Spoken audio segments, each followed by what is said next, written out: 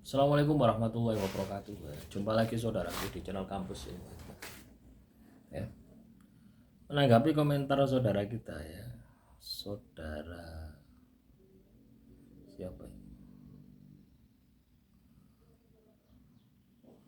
Kaitannya dengan amalan apa ya untuk mengatasi orang yang zalim.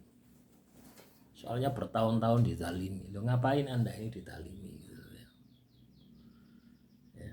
Apakah Anda disihir, diteluh, disantet? Ya. Sebenarnya sederhana ya teman-teman ya. Ketika kita ini katakanlah dizalimi, disakiti, ya, itu sebenarnya amalan yang cocok itu adalah pembersihan diri. Ya. Anda membersihkan diri. Ya. Jadi bukan melawan, misalkan orang itu melakukan sihir ya, melakukan sihir, teluh, santet kepada diri Anda, terus Anda menggunakan amalan. Ya. Jadi terjadi pertengkaran gini ya. Terjadi gesekan gini, nah, itu tidak menyelesaikan masalah gitu. Itu akan menambah masalah Anda. Kenapa bisa seperti itu? Karena Anda akan sulit gitu ya. Anda akan sulit ya, untuk mengendalikan diri ya. Semakin Anda mengamalkan sebuah amalan, maka emosi Anda ini akan semakin besar. Ketika emosi Anda semakin besar, maka energi negatif itu akan semakin kuat gitu. Dilemanya ada di situ ya. Jadi kalau misalkan Anda katakanlah sudah terindikasi adanya gangguan sihir, teluh, santet, itu kan sudah berarti makhluk itu sudah ada di dalam tubuh Anda gitu. Jadi makhluk itu sudah berada di dalam tubuh Anda. Terus Anda mau melawan dengan sebuah amalan. Ya, kebetulannya amalannya Asmaul Husna ya. Asma ya Jabar dan ya Mutaqib ya. Dia pilih mana, lebih baik mana. Loh, kalau Anda mau mengamalkan amalan ya sebanyak-banyaknya gitu ya. Amalan apa saja bisa Anda coba. Ya, masalahnya itu akan lama gitu ya. Kalau Anda ingin cepat, amalan yang harus Anda lakukan itu adalah puasa.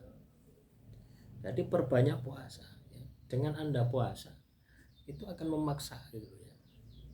Misalnya Anda kena sihir, kena teluh, kena santet, berarti di dalam tubuhmu itu ada makhluk halus, ada sihir, ada teluh, ada santet. Nah, dengan Anda puasa itu Anda paksa untuk keluar ya. Sampai kapan ya? Sampai Anda sembuh. Jadi Anda harus bisa bertindak seperti itu ya. Kalau Anda tidak bisa bertindak seperti itu ya sia-sia nanti Anda mengamalkan amalan ya. Anda mengamalkan amalan untuk pembersihan ya dengan apa itu asma ya. Tidak cukup teman-teman ya. Kalau Anda terkena sihir, teluh, santet itu tidak cukup Anda hanya amalan saja ya, butuh puasa. Kenapa? Karena tubuhmu sudah tercemar ya. Tugasmu adalah bagaimana mengeluarkan gitu ya. Tubuh yang tercemar tadi itu dikeluarkan gitu. Melalui keringat, melalui air kencing ya, melalui buang air besar ya. Itu akan keluar dari situ ya, dengan puasa. Makanya orang terkena sihir, teluh, santet ketika dia puasa itu baunya busuk gitu ya. Keluar itu. Kalau Anda hanya amalan saja, Anda ngatasi. Kenapa kok Anda ngatasi? Lah karena ketika Anda mengamalkan, ya, itu tidak bisa totalitas, ya, tidak bisa totalitas, tidak bisa maksimal, itu tidak bisa. Kenapa? Tubuhmu sudah tercemar. Ya, sama saja saya menggunakan program garam itu 1 tahun itu kan tujuannya itu gitu. Ya, ketika Anda mengkonsumsi, terus Anda membersihkan gitu ya. Secara terus menerus ya. Diterapi terus menerus dan untuk lebih cepat itu adalah dengan puasa. Jadi kalau Anda terkena sihir, teluh, santet itu dengan puasa ya, supaya apa? Supaya emosimu terkendali. Nah sekarang kan emosi Anda labil gitu ya. karena merasa bahwasanya Anda kena sihir. Akhirnya labil, emosimu labil, mudah marah, mudah emosi. Itu yang terjadi. Ya. Bagaimana Anda mau bisa sembuh kalau Anda emosi dong? Ya, bagaimana Anda mau bisa sembuh? Ya, tidak akan bisa sembuh. Bagaimana Anda mau tirakat baca amalan? Ya, sedangkan Anda emosi. Apakah bisa berkualitas? Ya, tidak bisa berkualitas. Ya. Nah, kesadaran diri semacam inilah penting ya. Kesadaran diri semacam ini penting untuk Anda pahami gitu ya. Kadang kita tidak sadar di sini gitu ya. Bahwasanya ketika kita terkena sihir telur santet, kita langsung mengamalkan sebuah amalan keilmuan. Itu lama namanya. Ya, saya bisa bicara seperti ini karena saya pernah ngalami gitu ya. Berapa amalan yang sudah saya amalkan tidak ada hasilnya. Ya, kuat-kuatan ya. Akhirnya apa? Ya. Dukun sihir itu akan ngirim terus. Misalkan sudah kalah dengan kita, akan cari terus. Ya terus. Kita pun juga cari amalan lain. Tidak ada ujungnya. Tapi ketika Anda puasa, ya, nah, itu melemahkan dari dalam. Ya, artinya dibersihkan ya, diri Anda. Soal katakanlah Anda mau mengamalkan asma ya Jabar, ya Muntakim, ya amalkan dua-duanya. Ya, tidak usah pilih-pilih. Tidak usah membandingkan. Ya. Kalau Anda punya karakter membandingkan seperti itu, ya, untuk pembersihan, ya, itu tanda bahwasanya Anda tidak bisa yakin dengan amalan itu gitu. Ya, mana yang Anda katakanlah yakin, ya sudah itu saja dijalankan.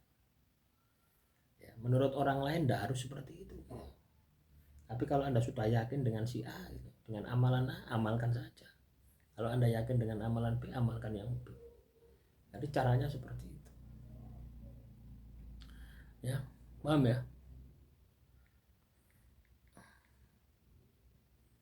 Jadi kalau misalkan kita ini didalimi, ya, didalimi dalam hal apa gitu.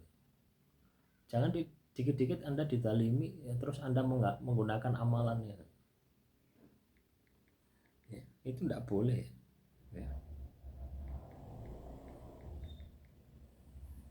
Cobalah Anda melihat dari sudut pandang orang lain. Kenapa kok orang itu mendalimi Anda? Ya.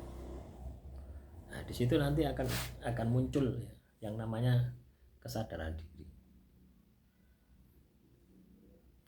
Ya. Apakah yang perlu diperbaiki di dalam diri Anda? Jadi kita harus bisa berpikir seperti itu. Ya, itu akan lebih bijaksana ya. Ketika Anda bisa melakukan itu akan lebih bijaksana daripada Anda menggunakan amalan. Ya, misalkan Anda ini tidak terkena sihir, tidak terkena teluh, tidak terkena santet, ya, tapi selalu digibai, diomongi terus. Nah, cuma diomongi saja kok gitu kan. Tidak dikasih sihir, tidak diteluh, tidak disantet. Ya, jadi hati-hati ya menggunakan amalan itu, hati-hati. Ya. Hati-hati. Kalau Anda terkena sihir teluh santet, lakukan pembersihan. Itu akan lebih bagus lagi. Kita tidak niat mengembalikan ya, tapi itu akan kembali dengan sendirinya ketika kamu bersih. Tapi kalau kita hadap muka ya, hadap-hadapan gitu, tarung gitu ya, itu ada di atas langit ada langit. Ya, itu tidak akan menyelesaikan masalah. Ya, Anda akan rugi gitu. Ibarat menang jadi arang, kalah jadi abu. Demikian, semoga materi kali ini bisa bermanfaat ya. Nah, kurang lebihnya saya mohon maaf. Assalamualaikum warahmatullahi wabarakatuh. Salam Rahayu.